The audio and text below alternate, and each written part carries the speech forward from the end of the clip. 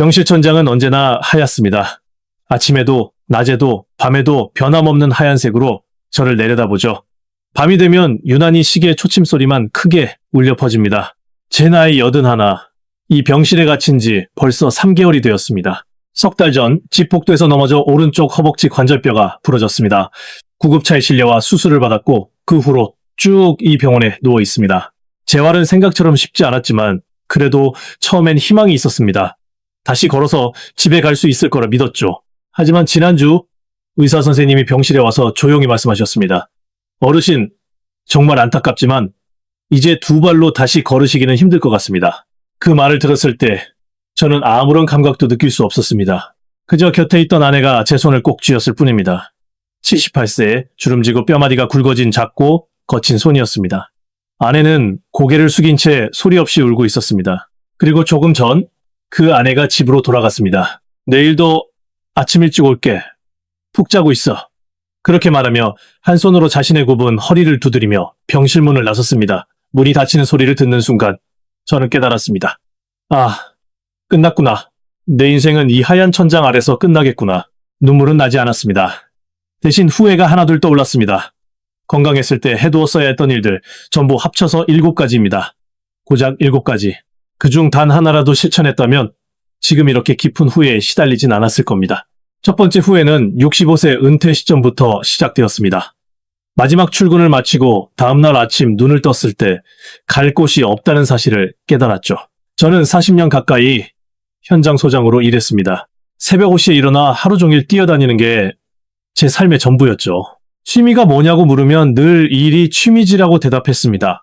그게 멋진 줄 알았거든요. 그런데 어느 날 갑자기 그 일이 사라졌습니다. 텔레비전을 켜고 소파에 앉았습니다. 다음날도 똑같이 텔레비전만 보며 앉아 있었습니다. 그렇게 몇 년이 훌쩍 지나버렸죠. 아내는 은퇴 직후부터 마을 회관의 그림 편지 교실에 다녔습니다. 일주일에 2번 참 즐겁게 외출했죠. 어느 날 아내가 저를 보며 당신도 같이 갈래요?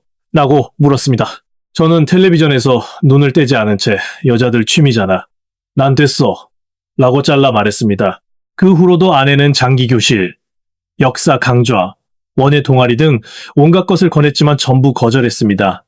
이제 와서 뭘 새로 시작해라며 멍하니 텔레비전만 보았죠. 그 결과 지금 이 침대에 묶인 저를 밖으로 꺼내줄 무언가는 단 하나도 남지 않게 되었습니다. 두 번째 후회입니다. 할 일이 없으니 사람은 정말 움직이지 않게 되더군요.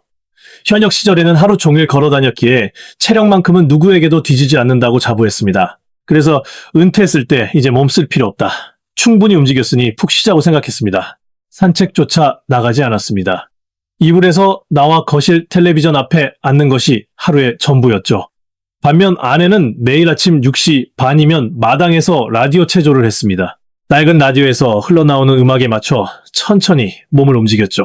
저는 속으로 저런 체조가 무슨 소용이라마며 비웃었습니다. 하지만 소용이 있었습니다. 70대에 접어들면서 제 다리는 눈에 띄게 가늘어졌고 바지 허리는 헐렁해졌습니다. 의자에서 일어설 때마다 무릎에 통증이 왔고 계단은 손잡이 없이는 오를 수 없게 되었습니다. 근육이 줄어들고 있다는 걸 뼈저리게 느끼고 있었죠. 그리고 3개월 전 그저 복도를 걷고 있었을 뿐인데 넘어지고 만 겁니다. 아내는 78세인 지금도 매일 아침 그 체조를 계속하고 있습니다. 그 체조를 바보 같다고 비웃었던 건 바로 저 자신인데 말이죠. 세 번째 후회. 할 일도 없고 몰두할 것도 없으니 하루 중 즐거움이라 부를 수 있는 건 딱 하나 남았습니다. 바로 술이었습니다. 현역 시절부터 술을 좋아했지만 일 때문에 양을 조절했었죠. 하지만 은퇴 후 그 제동장치가 풀려버렸습니다. 저녁 5시에 맥주를 따던 것이 4시가 되고 3시가 되었습니다. 맥주 한 병에 소주 2잔. 거기서부터 점점 통제가 되지 않았습니다. 이것만이 내 유일한 낙이야. 아내가 잔소리할 때마다 저는 그렇게 소리쳤습니다. 어느 날 제 음주를 보다 못한 아내가 소주병을 부엌 깊숙한 곳에 숨겼습니다. 그때 저는 불같이 화를 내며 소리쳤죠. 다시는 내 술에 손대지 마. 그때 아내의 슬픈 표정을 지금도 잊을 수 없습니다. 그 후로 아내는 술에 대해 일절 아무 말도 하지 않았습니다. 이제 알겠습니다.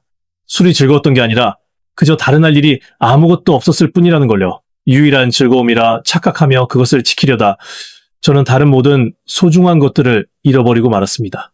네 번째 후회. 술로 현실을 얼버무리는 동안 제 몸의 한 부분이 조용히 망가지고 있었습니다. 바로 치아였습니다. 70대에 접어들 무렵부터 이가 흔들리기 시작했습니다. 씹으면 어금니가 아프고 찬물이 시렸죠. 하지만 저는 치과가 너무 싫었습니다. 그 기계 소리도 싫고 입안을 들여다보는 것도 싫어 치과에 가지 않았습니다. 술에 취해 양치도 하지 않고 잠드는 밤이 늘어갔죠. 통증이 낫지 않자 아내가 제 대신 예약까지 잡아주었지만 저는 취소하라고 화를 냈습니다. 그 결과 70대에 많은 치아를 잃었습니다. 틀니를 맞췄지만 잘 맞지 않았습니다. 씹으면 아프고 이물감이 심해 치과에 가는 게 귀찮아 그냥 참았습니다. 좋아하던 마른 오징어도 씹을 수 없게 되었고 아내가 정성껏 만들어준 고기 감자조림의 고기도 씹을 수 없게 되었습니다. 부드러운 것만 먹다 보니 몸은 점점 더 야위어 갔습니다. 치아를 잃고 나서야 비로소 깨달았습니다. 먹지 못한다는 것이 인간을 얼마나 초라하게 만드는지, 삶의 즐거움을 얼마나 앗아가는지 말입니다. 이가 있을 때는 미처 몰랐던 사실입니다. 여기까지의 4가지는 제 몸에 대한 후회입니다. 하지만 남은 3가지는 훨씬 더 무겁습니다. 아내와 관련된 이야기이기 때문입니다. 5번째 후회. 결혼한 이후 아내에게 제대로 된 감사의 인사를 전한 기억이 없습니다. 아침에 일어나면 밥이 차려져 있고 빨래가 개켜져 있고 목욕물이 데워져 있는 것을 전부 당연하게 여겼습니다. 남자가 고맙다고 말하는 건 부끄러운 일이라 생각했죠. 그런 시대에 자랐다는 건 비겁한 변명일 뿐입니다. 아내가 70세 생일에 가끔은 둘이서 외식이라도 할까라고 물었을 때 저는 뭐하러 밖에서 돈을 써 집에서 먹으면 되지라고 퉁명스럽게 답했습니다. 아내는 그렇지 하며 부엌으로 향했습니다. 지금 생각해보면 그건 웃는 게 아니었습니다. 지금 저는 하루에도 몇 번씩 아내에게 고마워 라고 말합니다. 몸을 닦아줄 때마다요. 하지만 지금의 이 말은 감사라기보다는 사죄에 가깝습니다. 건강할 때 상대를 웃게 하는 고마워와 움직일 수 없게 되어 상대를 울리는 고마워는 완전히 다른 것이었습니다. 6번째 후회. 작년 봄, 아내가 당신 건강할 때 짐 좀 조금씩 정리할까? 라고 했습니다. 집 안에는 물건이 넘쳐났죠. 현장 소장 시절의 도구들, 수십 년치 서류, 읽지 않는 책들. 2층 방에는 안 쓰는 물건들이 산더미처럼 쌓여 있었습니다. 언젠가 쓸지도 몰라. 버리긴 아까워. 그렇게 말하며 몇 년을 방치했습니다. 아내는 생전 정리 안내서까지 가져왔지만 저는 쳐다보지도 않았습니다. 내가 죽고 나면 그때 해. 그렇게 모진 말을 뱉어버렸죠. 지난주 아내가 병원에 갈아입을 옷을 가져왔을 때 조용히 말했습니다. 2층 짐 조금씩 내다버리고 있어. 78세의 굽은 허리로 제 짐을 혼자서 나르고 있는 겁니다.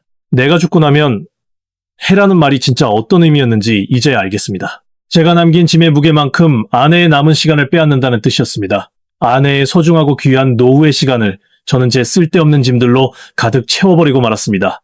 마지막 7번째 후회. 이게 가장 고통스럽습니다. 아내와 여행을 갔어야 했습니다. 아내는 수없이 저를 졸랐죠. 온천에 가고 싶어. 벚꽃 구경 가고 싶어. 손주들이랑 제주도에 가고 싶어. 저는 돈이 아깝다. 피곤하다는 핑계로 전부 거절했습니다. 사실은 그냥 귀찮았을 뿐입니다. 아내가 75세 때 내년엔 몸이 어찌 될지 모르니 올해 꼭 온천에 가자고 했을 때도 저는 내년에도 내후년에도 갈 수 있어. 서두를 필요 없어라고 답했습니다. 그리고 이듬해 저는 첫 번째 골절을 겪었습니다. 재활을 해도 몸은 완전히 예전으로 돌아오지 않았죠. 그래도 언젠가는 데려가야지 하고 마음속으로만 생각했습니다. 하지만 81세가 되어서야 깨달았습니다. 언젠가는 영원히 오지 않으며 언제까지나 건강할 수 있는 사람은 절대 없다는 것을요. 너무 늦어버렸습니다.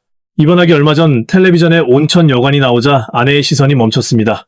제가 어디 가고 싶어? 라고 묻자 아내는 쓸쓸하게 웃으며 말했습니다. 이제 됐어.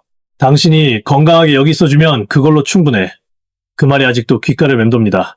그건 체념이었습니다. 제가 하도 거절하니 기대를 접은 겁니다.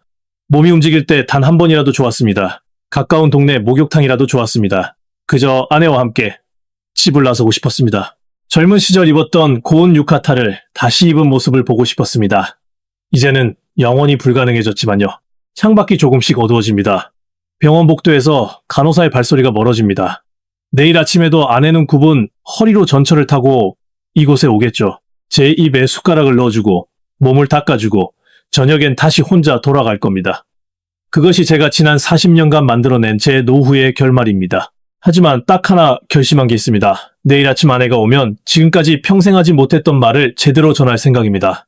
오랜 세월 정말 고마웠어. 매번 고생만 시켜서 미안해. 당신과 결혼해서 진심으로 행복했어. 그 말을 한다고 해서 빼앗은 시간이 돌아오진 않습니다. 걷지 못하는 다리가 낫는 것도 아니죠. 하지만 이 말조차 하지 않고 눈을 감을 순 없습니다. 만약 이 이야기가 누군가에게 닿는다면 꼭 전하고 싶습니다. 몸이 움직일 때 제발 실천하십시오. 아직 이르다는 거짓말입니다. 내년에 가자도 거짓말입니다. 깨달았을 때는 이미 늦습니다. 그리고 곁에 있는 사람이 무언가를 제안한다면 부디 귀 기울여 주십시오. 그 사람의 같이 가자는 말 속에는 당신과 함께 보내고 싶은 남은 시간이 전부 담겨 있으니까요. 저처럼 하얀 병실 천장을 올려다보며 아내의 작은 뒷모습을 떠올리며 후회의 눈물을 흘리지 않기를 진심으로 바랍니다. 오늘 영상이 조금이라도 마음에 와닿으셨다면 구독과 좋아요 부탁드립니다. 다음에도 유익한 시니어 건강 이야기로 찾아뵙겠습니다.